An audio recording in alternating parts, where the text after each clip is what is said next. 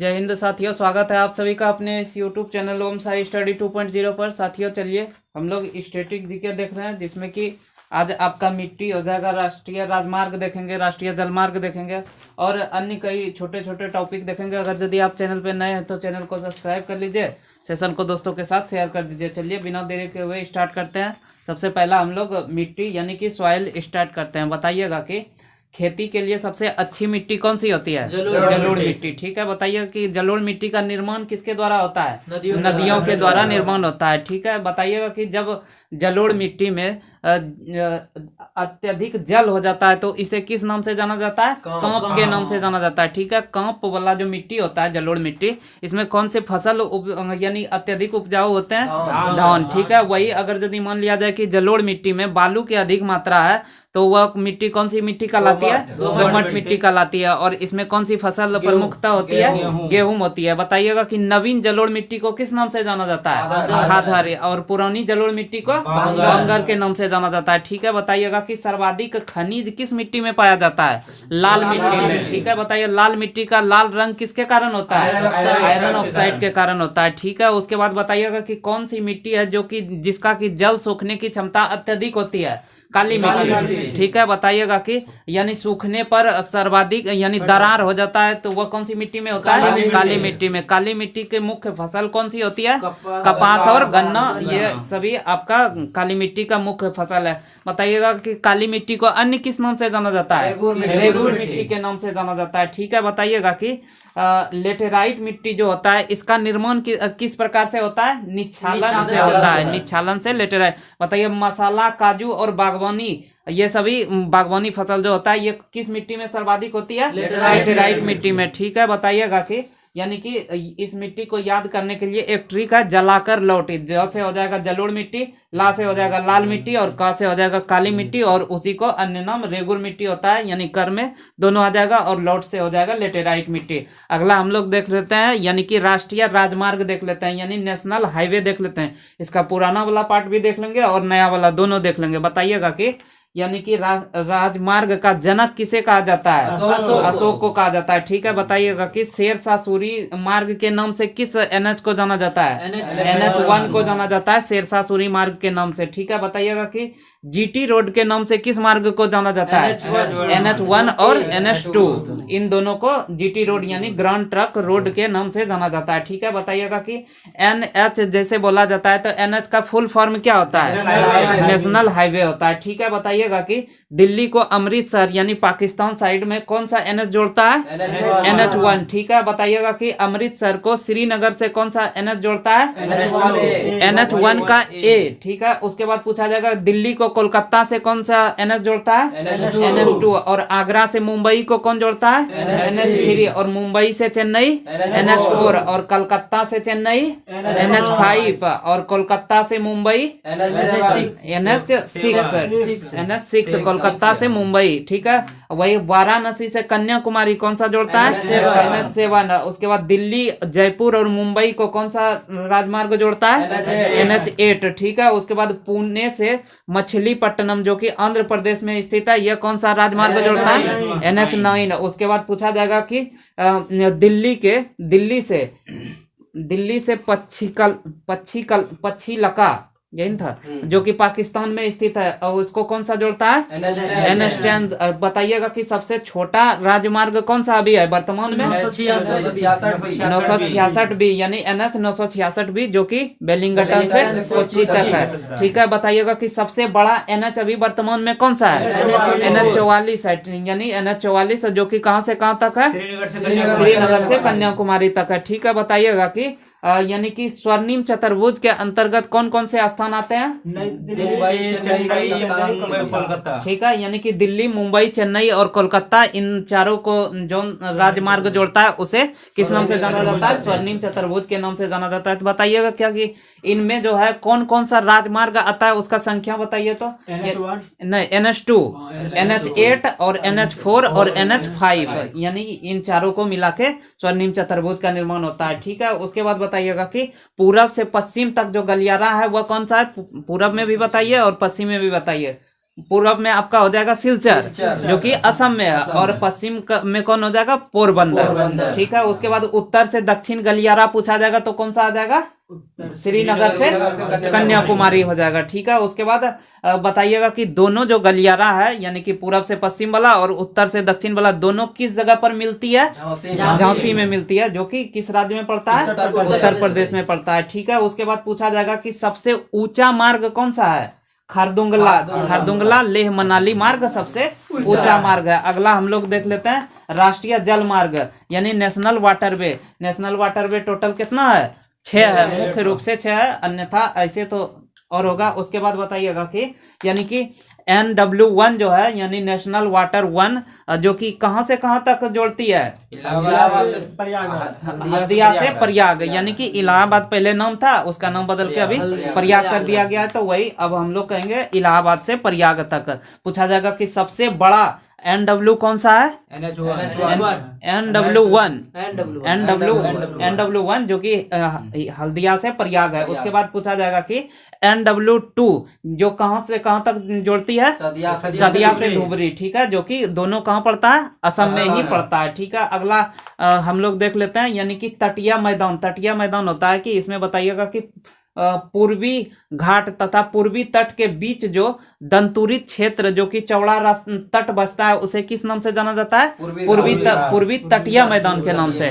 ठीक है, वही पूछा जाएगा कि पश्चिमी घाट तथा पश्चिमी तट के बीच के क्षेत्र को किस नाम से जाना जाता है, पश्चिमी तटीय मैदान के नाम से जाना जाता है। ठीक है, बताइएगा कि समुद्री मील जो होता है यानी 1 नॉटिकल मील कितना किलोमीटर के बराबर होता है,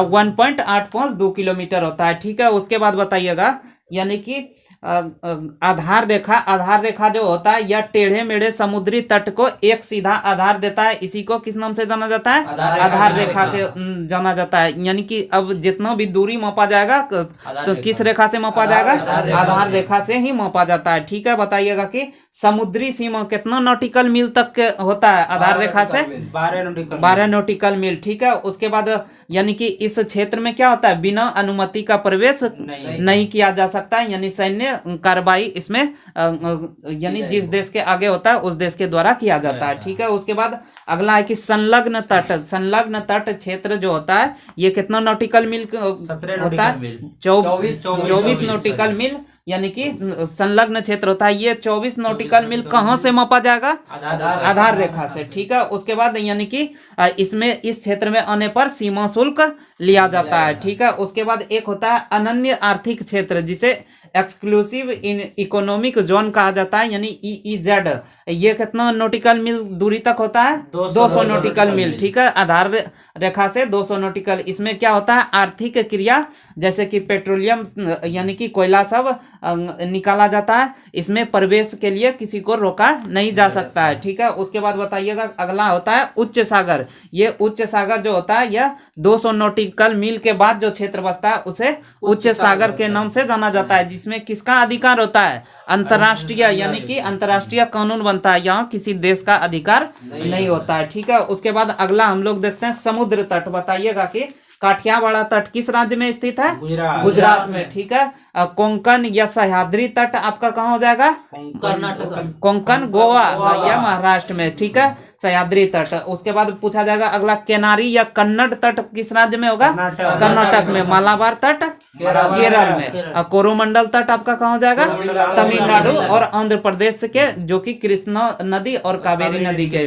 बीच में। ठीक है, उसके बाद पूछा जाएगा अगला कि उत्तरी सरकार तट यह किस राज्य में पड़ता है, आंध्र प्रदेश और उड़ीसा, जो कि नदी इसमें कौन कौन सा आ जाएगा, कृष्णा और महानदी। ठीक है, अगला है कि उत्कल तट किस क्षेत्र को कहा जाता है, उड़ीसा पश्चिम बंगाल के क्षेत्र को उत्कल तट के नाम से जाना जाता है। इसमें कौन सी नदी आ जाएगी, महानदी और हुगली के बीच वाला। ठीक है, उसके बाद अगला हम लोग देखते हैं परमाणु शक्ति गृह। ठीक है, इसमें बताइएगा कि परमाणु शक्ति गृह के बारे में पहले देख लेते हैं कि इसमें ईंधन के रूप में किसका उपयोग किया जाता है, यूरेनियम का उपयोग किया जाता है, और नियंत्रक छड़ के रूप में किसका प्रयोग किया जाता है, कैडमियम या बोरॉन का छड़ का प्रयोग किया जाता है नियंत्रक छड़ के रूप में। और वही पूछा जाएगा कि सुरक्षा के लिए जो इसका दीवार बना रहता है वो किसका बना होता है, कंक्रीट का बना होता है, ठीक है। उसके बाद पूछा जाएगा कि परमाणु शक्ति गृह में शीतलक के लिए किसका प्रयोग किया जाता है? द्रवित सोडियम का प्रयोग शीतलक के लिए किया जाता है, शीतलक के लिए द्रवित सोडियम। वही पूछा जाएगा कि मंदक के लिए किसका प्रयोग किया जाता है? मंदक के लिए आपका ग्रेफाइट और भारी जल दोनों का प्रयोग किया जाता है। लेकिन अगर यदि मान लिया जाए कि मंदक के रूप में परमाणु शक्ति गृह में भारी जल का प्रयोग किया जाता है तो उसे किस नाम से जाना जाता है? स्विमिंग पूल के नाम से जाना जाता है, ठीक है। और वही यानी कि परमाणु शक्ति गृह में मंदक के रूप में ग्रेफाइट का जब प्रयोग किया जाता है तो उसे किस नाम से जाना जाता है? पाइल के नाम से जाना जाता है, ठीक है। उसके बाद अगला हम लोग देख लेते हैं, यानी कि परमाणु शक्ति गृह में जो होता है ये इसमें कौन सी प्रक्रिया अपनाई जाती है? नाभिकीय विखंडन या नाभिकीय विखंडन की क्रिया, ठीक है। उसके बाद अगला बताइएगा कि नरोरा परमाणु विद्युत गृह यानी कि परमाणु शक्ति गृह नरोरा कहाँ स्थित है? उत्तर प्रदेश यानी बुलंदशहर में स्थित है। उसके बाद पूछा जाएगा रावत भाटा परमाणु शक्ति गृह कहाँ स्थित है? राजस्थान के कोटा में, ठीक है। उसके बाद काकरापारा परमाणु शक्ति गृह गुजरात में, ठीक है। तारापुर परमाणु शक्ति गृह कहाँ स्थित है? महाराष्ट्र में, ठीक है। पूछा जाएगा कि सबसे पहला परमाणु शक्ति गृह कहाँ लगाया गया था? तारापुर महाराष्ट्र में। किस देश के सहयोग से लगाया गया था? अमेरिका के सहयोग से। कब लगाया गया था? 1972 ईस्वी में, ठीक है। उसके बाद पूछा जाएगा अगला कि कैगा परमाणु शक्ति गृह कहाँ स्थित है? कर्नाटक में, ठीक है। एक यानी कि चेरनोबियल दुर्घटना हुआ था, वह किस देश में स्थित है? यूक्रेन में चेरनोबियल, ठीक है। उसके बाद अगला बताइएगा कि कुडनकुलम परमाणु शक्ति गृह कहाँ स्थित है? तमिलनाडु में, ठीक है। उसके बाद पूछा जाएगा कि कल्पक्कम परमाणु शक्ति गृह कहाँ स्थित है? तमिलनाडु यानी कमिनी, जिसे इंदिरा रिएक्टर के नाम से जाना जाता है, ठीक है। उसके बाद हरियाणा और गोरखपुर तथा महाराष्ट्र के जैतलपुर में नया परमाणु बिजली घर लगाया जा रहा है, ठीक है। अगला हम लोग देख लेते हैं, यानी कि बंदरगाह या सी पोर्ट। बताइएगा कि बड़े बंदरगाह पर किसका अधिकार होता है? केंद्र या राज्य सरकार का? केंद्र सरकार का। और छोटे बंदरगाह पर किसका अधिकार होता है? राज्य सरकार का अधिकार होता है। जिसमें हम लोग यानी कि मुख्य रूप से बड़े बंदरगाह कितना है? 13 है, ठीक है। इन सभी को हम लोग देख लेते हैं। बताइएगा कि यानी कि कंडला बंदरगाह कहाँ स्थित है? गुजरात में स्थित है, ठीक है। पूछा जाएगा कि ज्वारिया बंदरगाह कौन सा है?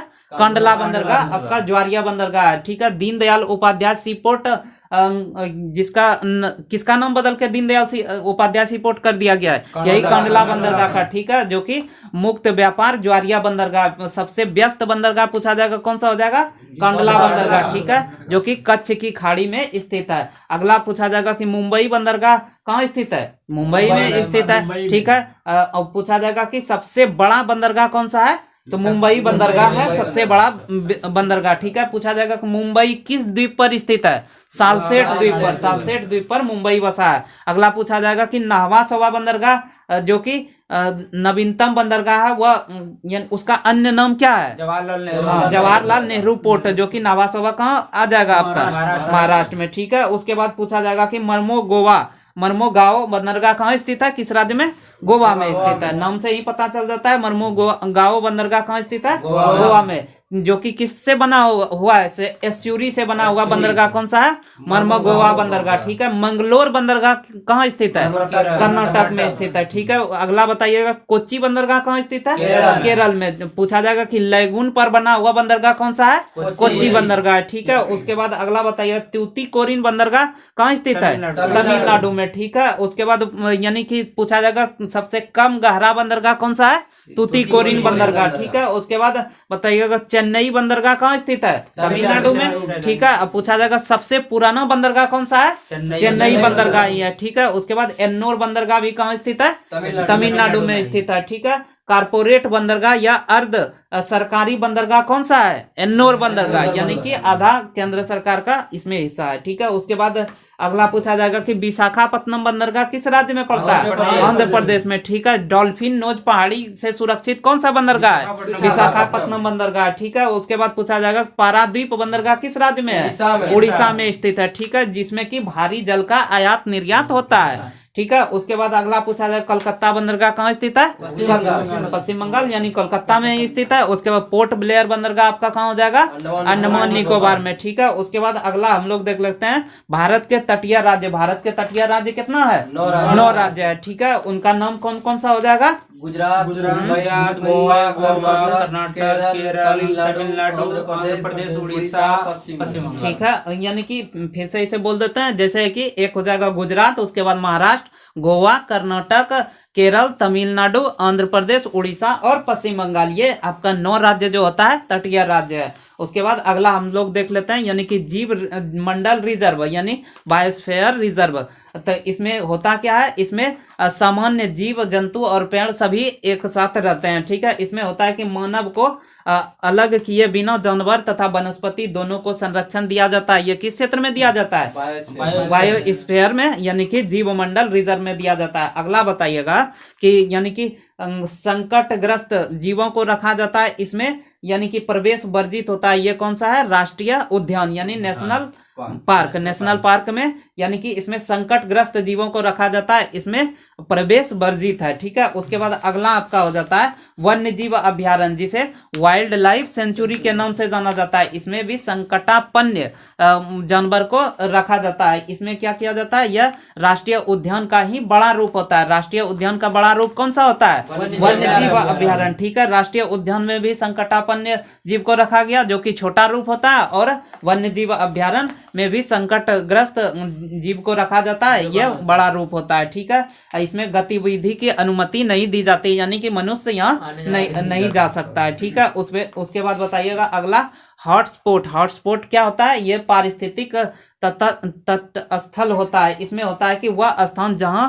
की जैव विविधता अधिक हो उसे हॉट स्पॉट के नाम से जाना जाता है। जैसे कि पश्चिमी घाट और पूर्वी घाट का हिमालयी क्षेत्र, ये सभी आपका किस में आ जाता है? हॉटस्पॉट में आ जाता है। ठीक है, उसके बाद अगला देख लेते हैं कुछ प्रमुख अभ्यारण्य उद्यान या जीव रिजर्व यानी जीव मंडल रिजर्व। ठीक है, और इसमें बताइएगा कि किस राज्य में है। नाम बोलते जाते हैं, जैसे बताइएगा कि नामदफा राष्ट्रीय उद्यान कहाँ स्थित है? अरुणाचल प्रदेश। दिहांग कहाँ स्थित है? अरुणाचल प्रदेश। डिब्रू साइखोवा कहाँ स्थित है? असम में। मानस कहाँ स्थित है? असम में। काजीरंगा कहाँ स्थित है? असम में। पूछा जाएगा एक सिंग वाले गेंडा के लिए कौन सा राष्ट्रीय उद्यान फेमस है? काजीरंगा। ठीक है, नौकरेक राष्ट्रीय उद्यान कहाँ स्थित है? मेघालय में स्थित है। और उसके बाद पूछा जाएगा कंचनजंगा राष्ट्रीय उद्यान सिक्किम में। सुंदरबन कहाँ स्थित है? पश्चिम बंगाल। ठीक है, बंगाल टाइगर के लिए कौन सा उद्यान फेमस है? सुंदरबन। ठीक है, उसके बाद सिमलीपाल कहाँ स्थित है? उड़ीसा में। भीतरकनिका कहाँ स्थित है? उड़ीसा में। ठीक है, जो कि समुद्री जीव कछुआ के लिए प्रसिद्ध है। कौन सा? भीतरकनिका। ठीक है, उसके बाद अगला पूछा जाएगा कि वाल्मीकि राष्ट्रीय उद्यान कहाँ स्थित है? बिहार में। ठीक है, उदयपुर राष्ट्रीय उद्यान कहाँ स्थित है? बिहार में। ठीक है, उसके बाद पूछा जाएगा बेतला राष्ट्रीय उद्यान कहाँ स्थित है? झारखंड में स्थित है। दुग्धवा राष्ट्रीय उद्यान उत्तर प्रदेश। नंदा देवी राष्ट्रीय उद्यान कहाँ स्थित है?